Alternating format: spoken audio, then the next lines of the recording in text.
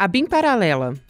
Desde a última semana, a frase tomou os principais noticiários do país. Isso porque a gente pode estar diante de um dos maiores escândalos que a Agência Brasileira de Inteligência já vivenciou, envolvendo poderosos dos mais diversos âmbitos da sociedade e comprometendo políticos do alto escalão. A denúncia, realizada pela Polícia Federal, abriu a boca do bueiro. Foram revelados mais de 30 mil monitoramentos regulares durante o governo Bolsonaro, que vão desde políticos da oposição a promotores de casos importantes, como o da vereadora assassinada Marielle Franco. Porque essa denúncia eu fiz ainda no primeiro ano de governo, lá na CPI das fake news, porque tá tudo interligado, minha gente. Ao que tudo indica, o ex-presidente usava da agência de investigação como uma ferramenta pessoal do governo dele. Com auxílio do diretor da BIM da época, Alexandre Ramagem, a cúpula presidencial teria orquestrado espionagens e prejudicado investigações que colocavam aliados de Bolsonaro na mira. Mas agora o jogo virou. Bolsonaro e os filhos receberam uma visita da Polícia Federal. A investigação da BIM paralela pode ser a peça-chave para revelar os esquemas do clã Bolsonaro e desvendar os casos que foram jogados para debaixo do tapete. Terça-feira, 30 de janeiro de 2024.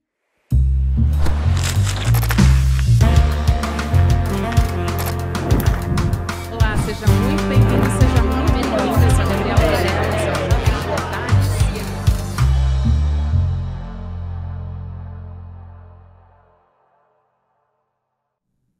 Olá, seja muito bem-vindo, seja muito bem-vinda. Eu sou a Gabriela Varela, esse é o Videocast em Detalhes, aqui com um convidado, uma convidada, a gente analisa uma temática, uma notícia importante do momento.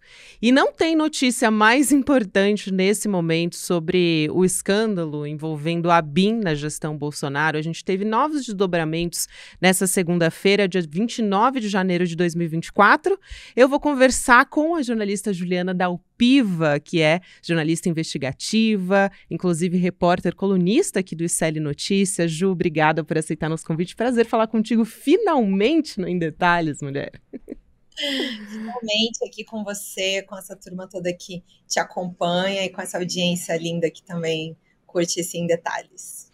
Vamos lá, então, contar a novidade que aconteceu na segunda-feira e os desdobramentos que você trouxe de apuração a partir daí. A gente acordou com a notícia de que Carlos Bolsonaro estava sendo alvo da Polícia Federal nessa operação da BIM paralela, um novo desdobramento. A gente vai falar um pouco do histórico, mas vamos começar por aí, né?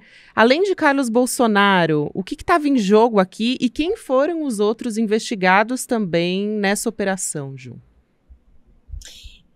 Então, olha só, bastante coisa para as pessoas entenderem tudo. Então, hoje, a operação é uma continuidade da operação da semana passada, que é a vigilância aproximada, mas, vamos dizer assim, é a terceira operação dentro dessa investigação. Teve na semana passada, em que o alvo principal era o Ramagem e uma série de pessoas ligadas a ele, e em outubro do ano passado, teve a primeira operação, que é a última milha, que foi quando as pessoas tomaram conhecimento da existência dessas investigações, né? Que apuram o quê? Inicialmente, o uso de um software chamado First Mile, que é um software israelense, para o monitoramento ilegal das pessoas dentro da BIM, né? Ele é um software que você bota o número do celular e aí é permitido acompanhar os passos da pessoa, onde é que ela está e para onde que ela foi, de maneira muito resumida, né? Só que não ficou restrito a isso. Junto às informações do First Mile, dentro da BIM, segundo as investigações, o Alexandre Ramagem e uma série de assessores dele, a maioria que veio, inclusive, da Polícia Federal, com ele no período da gestão dele como diretor-geral no governo Bolsonaro, passou a fazer uma espécie de, assim, relatórios de monitoramento de algumas pessoas, ou mesmo procurar informações específicas sobre determinados alvos, seja de amigos, seja de inimigos, do antigo governo, especialmente do Bolsonaro, do clã Bolsonaro. Respondendo aí, para a gente depois entrar nesses detalhes do todo, mas aí ficando na tua pergunta com relação a hoje, ao Carlos Bolsonaro. O Carlos Bolsonaro é hoje o principal alvo da operação, dessa terceira, vamos dizer assim, terceira fase de operação dessas investigações, E por quê? Tá muito difícil ainda de saber todos os detalhes, a investigação corre sob sigilo, a operação foi autorizada pelo ministro Alexandre de Moraes, mas o que eu consegui saber com fontes da Polícia Federal, que estão lá, né, liderando esse trabalho, teve a quebra do sigilo telemático do Alexandre Ramagem. Dentro dessa quebra, encontraram mensagens que implicam o Carlos Bolsonaro para esse uso dessa chamada ABIN paralela, que é como ficou chamado, né, esse uso ilegal de informações da agência sobre pessoas que foram monitoradas. E aí, assim, um festival de vezes em que o Bolsonaro publicamente falou, né, sobre o sistema dele, inclusive naquela reunião ministerial, ficou super conhecida, na confusão que acaba gerando até a briga dele do Moro e a saída do Moro do Ministério da Justiça.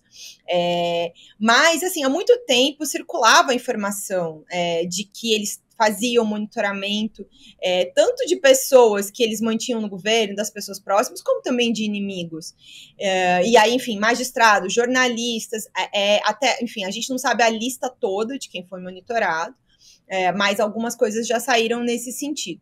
E aí, dentro da quebra telemática do Alexandre Ramagem, acharam informações, mensagens, um conjunto de mensagens que implica o Carlos Bolsonaro dentro desse esquema do uso ilegal de informações para monitoramento ilegal das pessoas no Brasil, fazendo uso da Agência de Inteligência Brasileira, a ABIN. Além disso, o que a gente também ficou sabendo, e é uma informação que saiu primeiro no blog da Camila Bonfim, no G1, e que eu confirmei também, que uma assessora do Carlos Bolsonaro, chamada Luciana, ela enviou mensagens para uma assessora do Alexandre Ramagem, chamada Priscila, e ela pede informações sobre uma investigação que envolvia o Carlos Bolsonaro. Preciso fazer uma atualização aqui, em função de novos dados que surgiram minutos depois que a gente gravou o podcast. Então, as mensagens que eu fiz referência agora há pouco entre o Ramagem e a assessora do Carlos, chamada Luciana. A Polícia Federal conseguiu afastar o sigilo telemático, né, como eu falei, das mensagens do Ramagem. E aí a Luciana pede ao Ramagem ajuda com um determinado inquérito, cita uma delegada chamada Isabela na Polícia Federal e pede ajuda para obter informação desse inquérito. Além disso, a Polícia Federal também menciona, junto com o Ministério Público, pro ministro Alexandre de Moraes, que foi descoberto que o Ramagem imprimiu informações de inquéritos eleitorais envolvendo políticos no Rio de Janeiro em fevereiro de 2020. Esses são alguns aspectos que estão colocados ali na petição que pediu a busca e apreensão hoje. Esse também é um dos detalhes ali, um dos indícios que ajudou a Polícia Federal a basear o pedido de busca e apreensão no Carlos Bolsonaro e numa série de endereços hoje. Não é só endereços dele, o gabinete dele na Câmara de Vereadores foi alvo de busca, a casa dele dentro do Vivendas da Barra, onde ele era vizinho da casa que o Jair Bolsonaro também tem lá dentro.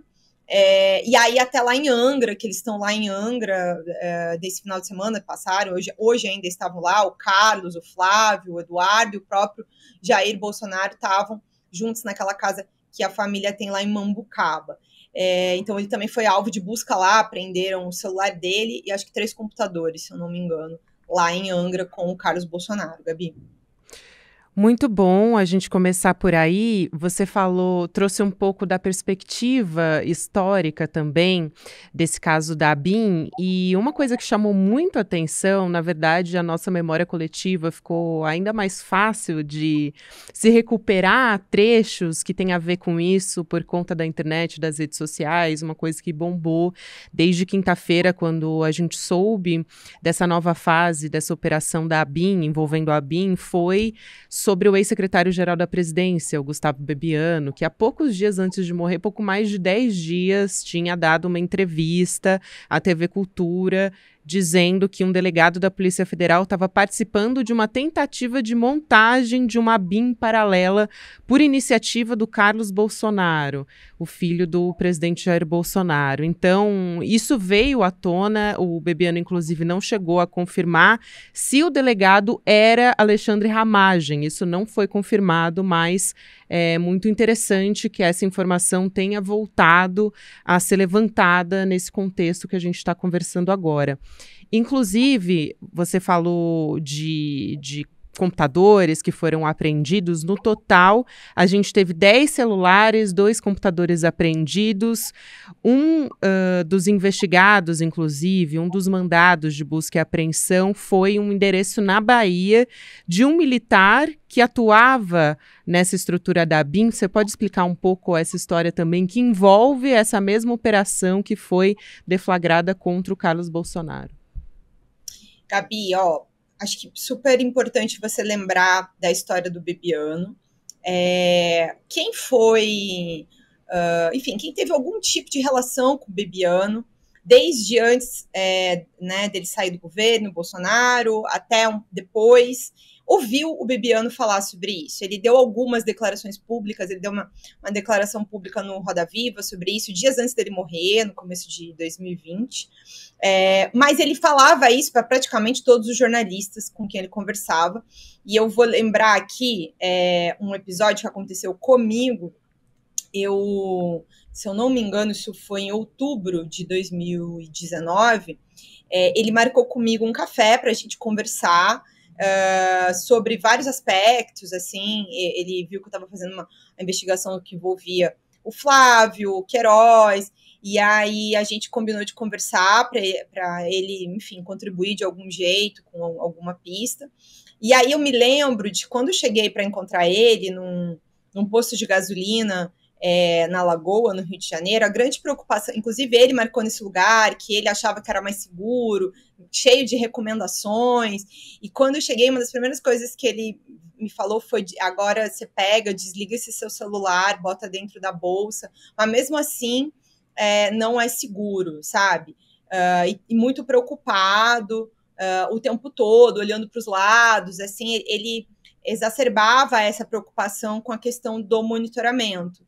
E já tinha acontecido ali uma crise no período em que ele estava no governo, e ele falava sobre isso abertamente também, sobre a tentativa de criarem um sistema de informações. Ele não me citou realmente, para mim, pelo menos nessa conversa, o nome do Ramagem, mas ele citava o nome do Carlos, sim, como alguém que estava tentando montar essa estrutura paralela de informações junto, para além da BIM, junto com a estrutura daquele chamado Gabinete do Ódio, que era 3 assessores especiais do então presidente Jair Bolsonaro, que já vinham desde a campanha eleitoral, desde a época dos gabinetes. O trabalho deles era espalhar mentira e ataque a adversários ou, enfim, qualquer pessoa que o Bolsonaro quisesse atacar na internet. Isso também acaba se provando depois com outras investigações, né? A gente já vinha fazendo matéria há um tempão. A Meta demorou mais de 2 anos para poder fazer um relatório em que ela demonstrava que o Tércio Arnaud Tomás, por exemplo, era uma pessoa que espalhava um monte de campanha mentirosa na internet. E aí, assim, para lembrar mais um detalhe aqui, antes de falar sobre o que foi encontrado hoje nas buscas, em 2020 também teve aquele inquérito dos atos antidemocráticos, quando o governo, o Bolsonaro, sobretudo, na pandemia, em vez de estar preocupado em proteger a vida das pessoas, o que ele foi fazer? Ele foi para frente ali da Praça dos Três Poderes e por Brasília, chamando atos contra o Supremo e contra o Congresso. As pessoas vão lembrar, no início da pandemia, promovendo aglomeração, e aí o ministro Alexandre de Moraes abre uma investigação sobre isso, que é consequência da investigação polêmica lá, do inquérito das fake news. E aí, se uma série de empresários é investigado, o Carlos é investigado, o Tércio é investigado, o Cid é investigado. Vários, eles são apontados também no relatório da CPI Covid, também nesse contexto, né? Esses nomes são levantados e esse gabinete do ódio também.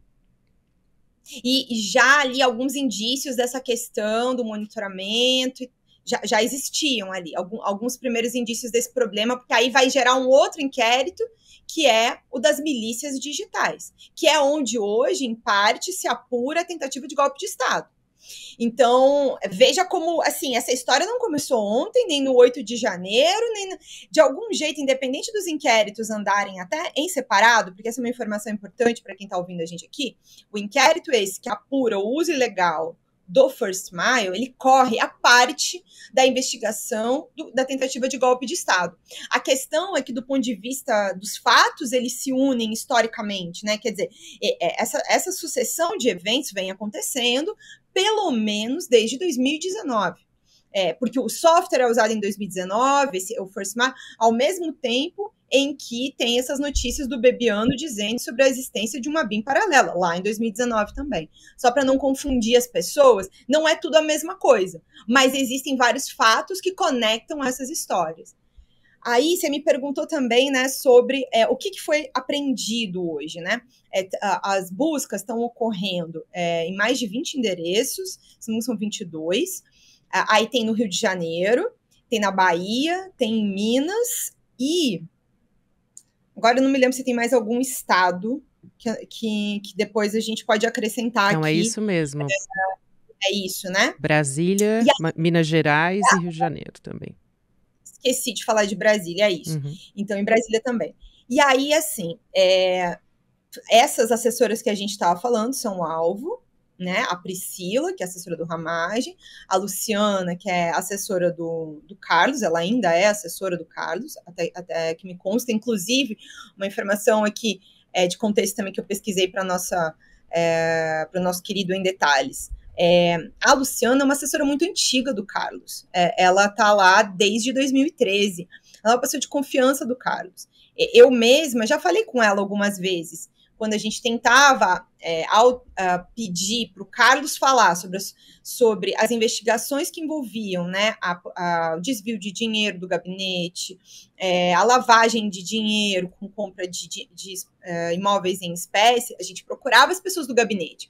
Uma das pessoas que eu procurei para falar mais de uma vez foi a Luciana. E é um pouco essa informação que circula, de que tem a suspeita de que eles continuam recebendo informação, sabe? Independente de não estarem mais no governo, essa ramificação que ficou desse esquema ilegal pode estar ainda abastecendo a família Bolsonaro com informações de dentro do governo e de dentro das agências.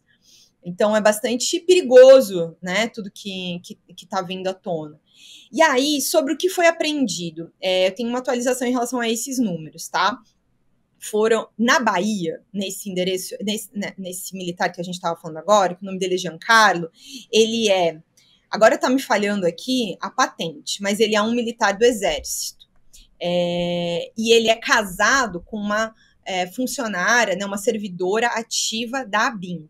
Mas, durante o governo do Bolsonaro, quando o Ramagem era diretor-geral, esse Giancarlo foi cedido do Exército para a ABIN.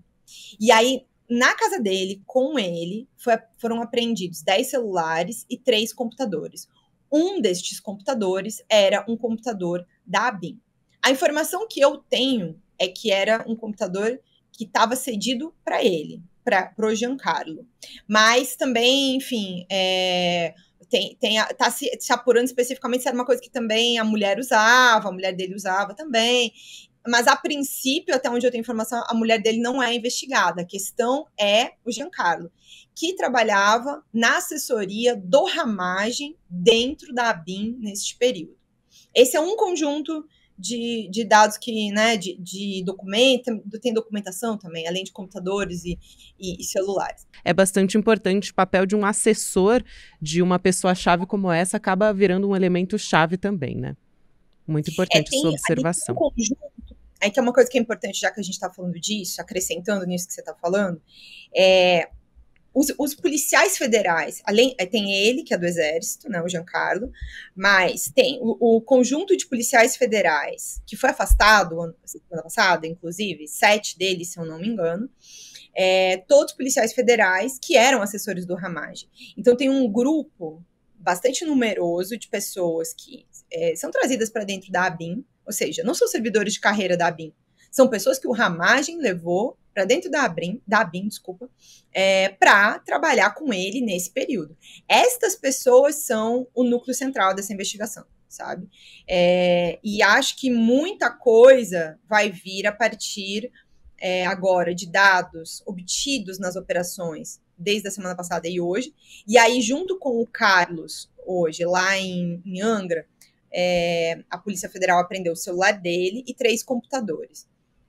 Eu acho que o G1 confirmou que um dos computadores, inclusive, é do Tércio Arnaud Tomás, que é esse assessor que eu estava falando aqui, que é um dos principais assessores do tal gabinete do ódio, uma das pessoas da maior confiança do Bolsonaro. Ele vive com o Bolsonaro, ele de todos os assessores, porque desde o ano passado, quando o Bolsonaro passou a ser alvo de uma série de investigações, boa parte dos assessores do Bolsonaro ou foi presa, ou ficou com alguma medida cautelar.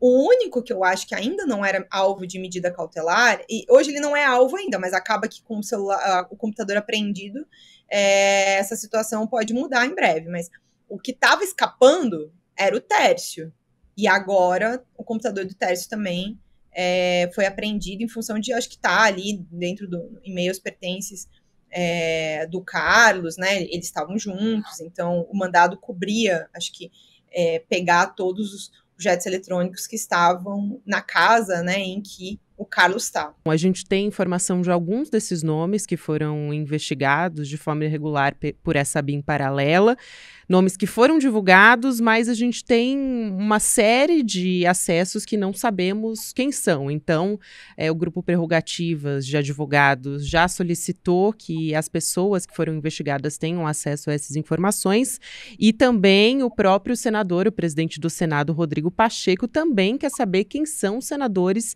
que tiveram os dados vasculhados. Ou seja, essa história ainda vai ficar ainda maior, e envolvem também autoridades parlamentares, envolvem também promotores, que você vai falar daqui a pouco. Todo mundo quer saber quem foi monitorado, né? Inclusive a gente que é jornalista também tem essa preocupação, né? Eu não vou te negar, eu tenho essa preocupação. Eu mesmo ouvi de investigadores sobre a possibilidade de estar na lista, né, de ter sido monitorada. Agora não adianta muita coisa, porque também já passou. Porém, é assustadora a ideia, né? E eu me preocupo não especificamente pela minha segurança mais, porque, enfim, tô aqui, tô viva, tô inteira. Porém, me preocupa pelas pessoas que a gente encontra, né? Porque o que interessa para eles monitorar um jornalista? Eles querem saber quem tá ajudando a colaborar com as investigações que a gente faz. Então, me preocupo muito pela segurança das pessoas que, de maneira bastante corajosa, colaboram com a gente em off. E o direito, o sigilo da fonte é um sigilo constitucional, que tem que ser garantido. Então, a gente toma uma série de cuidados para quê? Para ser espionado pela Agência Brasileira de Inteligência? É um absurdo, né? Até porque a ABIN mesmo não tem função legal para investigar cidadãos, ela faz inteligência de Estado. Quem pode investigar crime contra civis é a polícia, não é a ABIN. Eles não são policiais. Então, é tudo um absurdo. Mas, dito isso, entendo os parlamentares fazerem esse pedido, mas eles não têm lugar, né, dentro da investigação. Quer dizer, eles são, como vítima, não é tão simples assim. É tratado meio na linha da curiosidade. Nada que possa atrapalhar a investigação pode ser cedido Por isso que a gente fica aqui trabalhando que tem uns doidos atrás de qualquer pedaço de informação para a gente minimamente ajudar as pessoas a compreenderem o que está acontecendo. Porque na medida em que tudo está sob sigilo, essa lista, que é uma lista de telefones até, ela não é uma lista de nomes, é uma lista de telefones, que aí precisa ser investigada, né, para ver que telefone bate. E aí a gente já tem algumas informações, a gente já sabe que da lista de telefones monitorados, tentaram monitorar o Alexandre de Moraes, embora tenham tentado um homônimo com um telefone errado. Temos notícias sobre a tentativa de monitoramento do ministro Gilmar Mendes. E aí, até para ajudar a nossa audiência a compreender aqui, também tem notícias sobre alguma tentativa de monitoramento da promotora Simone Sibilio. A gente não tem a informação de que o telefone dela foi monitorado dentro do First Mile. O que tá descrito na medida cautelar na semana passada é que um servidor da BIM tentou imprimir o currículo da Simone.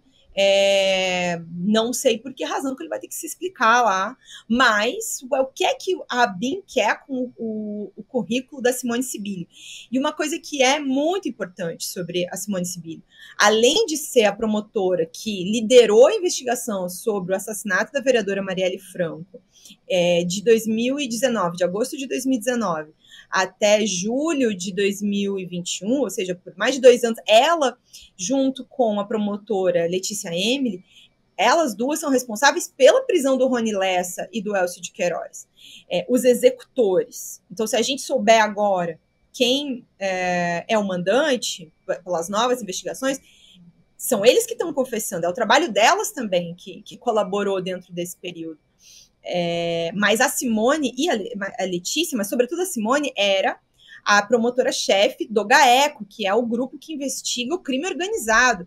Então, mais que o crime da Marielle, ela também investigava grupos de milícias e grupos de organização criminosa no Rio de Janeiro. Então, mais do que só o assassinato, que já é uma investigação super difícil e problemática e envolve várias questões de Estado no Rio, ela também investigava outros grupos criminosos, o que é bastante preocupante pensar que uma promotora que estava nesse lugar estava sendo alvo de algum tipo de monitoramento, né?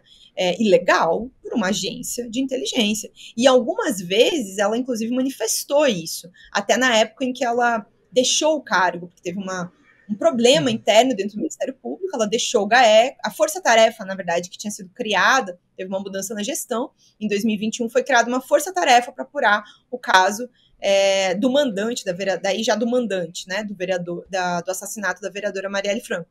Aí teve uma crise institucional muito grave dentro do Ministério Público do Rio de Janeiro, e ela deixou o cargo, falando ali de maneira reservada para pessoas da confiança dela, que tinha questões institucionais. Ela sentia interferência externa dentro da investigação.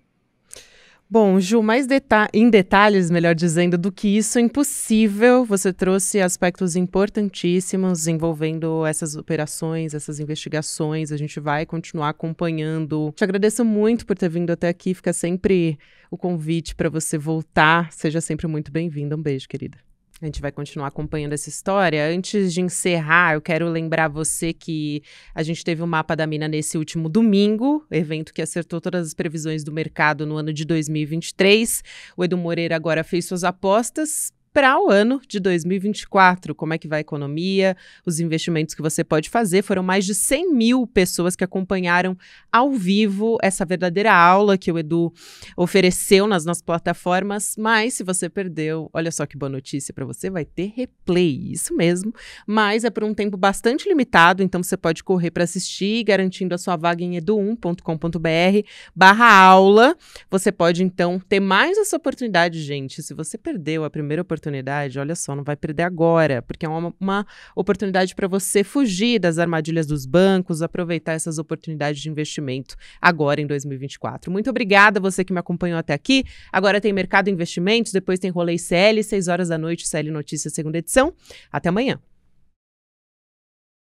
E aí, turma, que incrível o nosso encontro Mapa da Mina 2024, né? É impressionante como em pouco tempo a gente consegue falar de tanta coisa de uma maneira simples e todo mundo sair do encontro falando: caraca, entendi, como é que eu não sabia disso antes? E as previsões que a gente fez para esse ano acho que vão deixar as pessoas que assistiram muito mais bem situadas. Muita gente está pedindo para a gente liberar o replay dessa aula, porque talvez seja a aula mais importante do ano e a que mais ajuda na prática a vida das pessoas. A gente resolveu liberar o replay, está acabando o prazo para poder assistir, mas se você está assistindo esse vídeo ainda dá tempo. É só clicar no link que vai estar aqui junto com o vídeo, assistir o replay e no final as condições que a gente ofereceu para quem quiser fazer parte do grupo, que acompanha a gente essa questão econômica e de investimentos ao longo do ano inteiro, a gente vai oferecer as mesmas condições para você que vai assistir o replay, tá bom? Assiste e aproveita e avisa seus amigos e amigas que o replay está liberado para eles assistirem também, porque o prazo está acabando. Um abraço e boa aula!